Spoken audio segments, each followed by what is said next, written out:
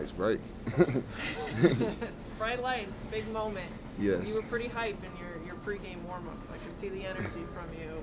What was this night like? Yes, it's not the outcome you desired, but what was it like for you personally? It was just a dream come true as a kid. Just something I told my 5-year-old self, like, if you got this opportunity, what would you do? And I just kind of thought back to, I talked to actually Tease before the game, and I just told him, like, I was just like, I remember my dad telling me, like, he was like, do you want to actually play in the NFL? And he got me to this moment, and I just felt like if I didn't take advantage of this opportunity, I was wasting what a 5-year-old dream, 6-year-old kid dream was. So my whole aspect was to come out here and listen to what everybody's telling me. They told me to have fun. They told me to go out there and play, and you've been ready for it. I made plays in practice. Coaches always corrected my technique and coached me, thanks to Coach DT. And all the other players were always pushing me, so it was just like a group effort, and I was able to show everybody what I can do. Did you feel like all your preparation and all that work kind of came to fruition? You know, it was kind of, did it feel satisfying, you know? Because they always say next man up, but you never know when it's going to actually happen. Did you feel like your preparation, you know, paid off tonight? Yes, and I would say I started a lot of games in college, but I felt personally that I really wasn't ready my freshman year. And I felt like here I got the opportunity. It wasn't the way I liked it. Me personally, I didn't want to be on practice squad, but I just said more the fact of is like, this is the moment for you to get better. I'm going against Allen Robinson, Darnell Mooney, Bird, Marquise Goodwin every day. They come to me, they tell me what I can work on and stuff like that, and I tell them that. So it was just a great opportunity to be able to do that. Being in a room, seeing Jalen, Kendall, or it's so many more people I can name, just see them working every day and setting the standard. It was just, I had to match it, and that was able to allow me to come out here and be the next man up and step up and make the plays I made. A number of pass breakups for you. When did you, or did you feel like from kickoff you had your groove, or when did you kind of feel like, did you need to get the first one underway, or what was your psyche through the game? Because you were tallying them up quickly. I would say I came in the game super hyped, and then once after we got out there, I do my normal prayer. I took a deep breath, calmed down, and then I got on the field and I took the first rep, and I'm pretty sure I was impressed. And I just kind of remembered, I was just like, wow, this is just like college. Go out there, remember your tendencies, and go play ball. And then that's what I did. Did you feel like the moment was too big or anything, or once you got it out the way, were you like, I belong here, I know I can do this? I was always raised pressure bust pipes. And my dad always told me, we always went, our team ground motto was, you feel me, stay ready so you never got to get ready.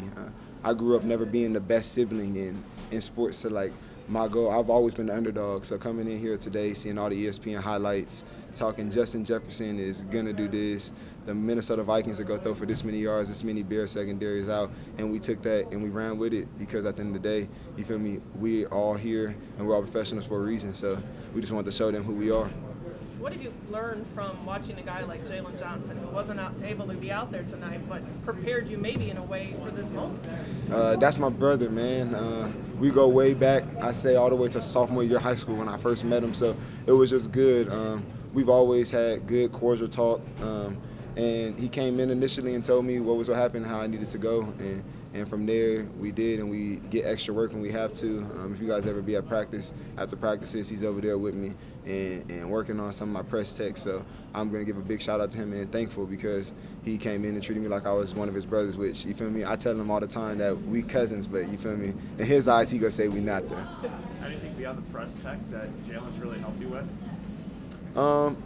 Just being a professional, just learning from him. I feel like no matter how old, young a person is, you know who's a professional as soon as you meet him.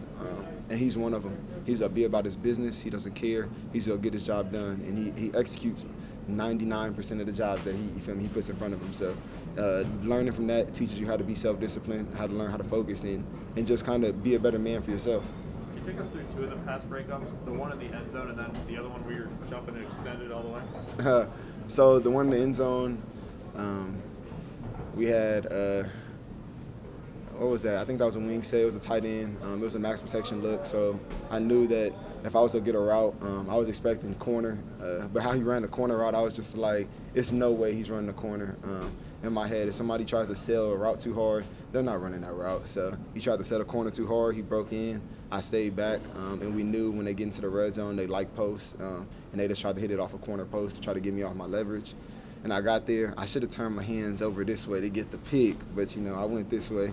I'll take the pass breakup, and then on the other one, we were in cover too, and I seen the flat guy, but I also was looking at his Kirk Cousins, seen his shoulders high, and I'm just like, it's no way that he's gonna throw it short. So I took one step to make it seem like, you feel me, he had me paused, but in reality, I'm still getting out of there. And then, you feel me, I need to get on the Vertimax a little bit so I get the pick, but I'll take the pass breakup. You said, you didn't want to be on the practice squad. It was tough being on the practice squad. Yes. Going back to that day that you got cut and you didn't make it in 53 or anything like that, to now, I mean, can you kind of just take us through, like, what was your emotions that day and then now playing your first NFL game? Personally, once I got cut, I was just I was butthurt, but I knew that I didn't show everything I needed to during camp. I made mistakes, and I think the one thing that I didn't do that they wanted me to show was consistency. That's one thing I showed through my whole college career, was a consistent corner that can go out there and make plays in and out, and I feel like during camp and during preseason, I didn't do enough of that. And I felt, and they felt, that I needed to develop. And it was a kind of a hard truth that I wanted to say, but I took a year off of football. It was hard.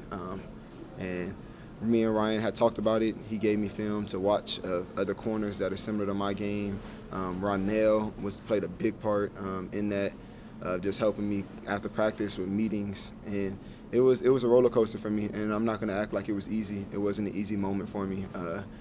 But just eventually my confidence started growing, started making more plays in practice, and I just knew, like, whenever your opportunity comes, you got to take advantage of it, because God is only going to give you this chance at once. It's about what you do with it, and you feel me, prayed on it, and I'm thankful for him for allowing me to be in this opportunity and get this chance. Based off this, do you have a feeling that this isn't too big for you now? After this game, football is the kids' game. We get paid a lot of money to do. You only can. It's even though it's a lot more complicated than that. It's basic as, you feel me, it's run or pass. You feel me? Understand the basics of that team. Know what they run. Know what they're gonna do. You're not playing against a receiver. I'm not playing against a quarterback. I'm playing against an offensive coordinator. So I have to understand what he likes. How does he attack them? How does he attack corners that are like me? How does he attack my scheme? And just actually paying attention, taking how Eddie studies, how T. Gibbs studies, how Jalen studies, how Kendall's, and just trying to find pieces to make it to my game, to where now I come into this moment, I'm prepared. Kobe always said, you ain't got to be nervous when you're prepared. Looked like a lot of split safety tonight. Yes, it was a lot of split safety. It was a lot of one high. We were trying to hide it. We show a split safety look anyway, so no matter what, teams are going to see that. And you feel me? We just got to be able to hold our disguise or be able to make plays when it comes to us. When we go single high outside, no matter what defense you in, corner, you go beat where they go attack. They go too high, you inside, they're attacking you. So it's just like, who's ever the hard down on, you got to make that play. Where do you think a debut like this can take you? It can take me into the career that I want, but it can only take me into the career I want as long as I stay consistent.